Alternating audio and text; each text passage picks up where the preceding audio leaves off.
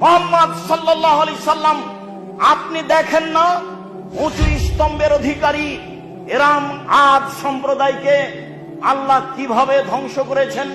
লাম ইখলাক মিসলুহা ফিল বিলাদ, এত শক্তিশালী জাতি আল্লাহ পৃথিবীতে আর কখনো কোথাও সৃষ্টি করেননি, কিয়ামত পর্যন্ত করবেন না। তারা ছিল বিশাল আকৃতির, স্বাস্থ্য ছিল অনেক বেশি। হয়তোবা মিশরের পিরামিড এরাই তৈরি করে হতে পারে। কে করেছে, কিভাবে করলো, মানুষ জানে না। একটা পাথরের ওজন প্রায় 27 টন।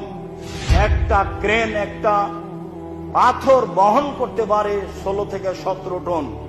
যদি পাথরের ওজন হয় 27 টন, তাহলে অত উপরে কে নিয়ে গেল, কে পিরামিড বানালো?